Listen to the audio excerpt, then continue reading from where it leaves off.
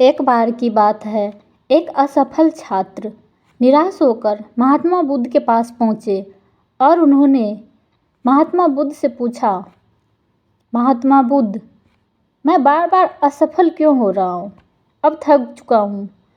तो महात्मा बुद्ध ने उसे पास बिठाया और बोला कि असफल होने के कई रीज़न हो सकते हैं और उन्होंने उसे सुझाव दिए।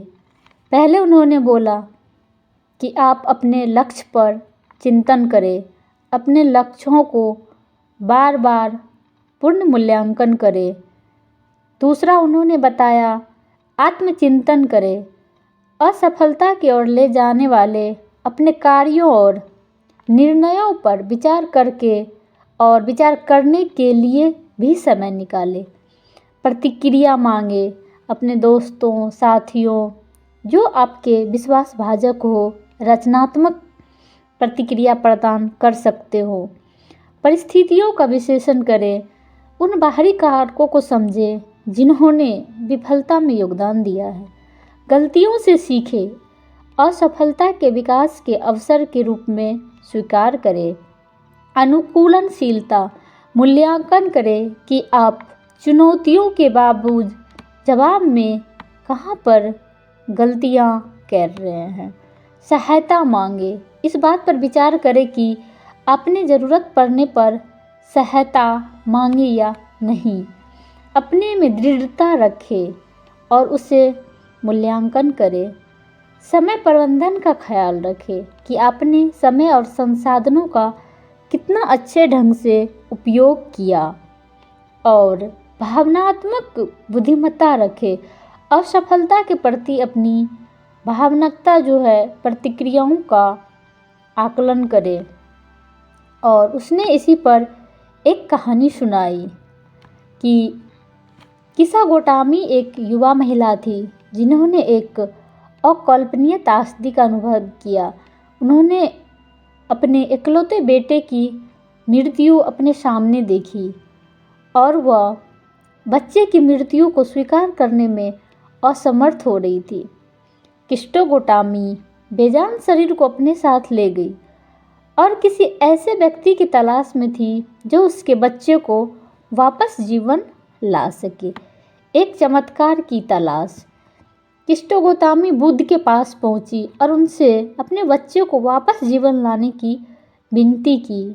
उन्होंने कहा, भगवान बुद्ध उसकी गहरी पीड़ा को पहचानते हुए उसकी मदद करने के लिए सहमत हो गए, लेकिन उसे ऐसे घर से सरसों का बीज लाने के लिए कहा जहाँ किसी ने भी कभी मृत्यु का अनुभव नहीं किया हो।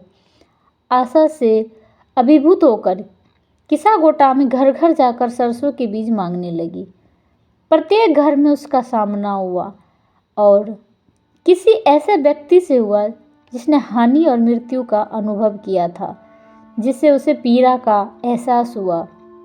इस माध्यम से वह धीरे धीरे मृत्यु की अनिवार्यता और जीवन की नश्वरता को समझने लगी।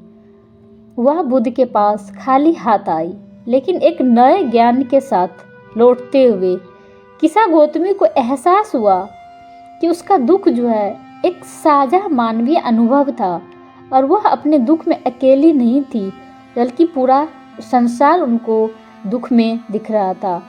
उसने मृत्यु की वास्तविकता को स्वीकार करना सीखा और वह बुद्ध की शिक्षाओं में सांत्वना पाई। यह कहानी जो है खुले दिल और दिमाग से विफलता और प्रतिकूल परिस्थितियों का सामना करने की परिवर्तनकारी शक्ति पर प्रकाश डालती है। यह हमें सिखाता है कि विफलता व्यक्तिगत विकास और ज्ञानोदय की दशा में एक महत्वपूर्ण दिशा है। यह सुनने के बाद विद्यार्थी को लगा कि एक नया सा उत्साह जगा और वह यह सोचने लगा कि मैं भी आगे बढ़ सकता हूँ। फिर उन्होंने असफलता का अंत नहीं देखा, बल्कि विकास और उपलब्धि की राह पर चढ़ते गए और उन्होंने खुद को एक महान कृतज्ञता और महान इंसान बनने की और चाह रखी और उसने बनकर दिखाया। अगर ये कहानी आपको अच्छी लगी please like share and comment.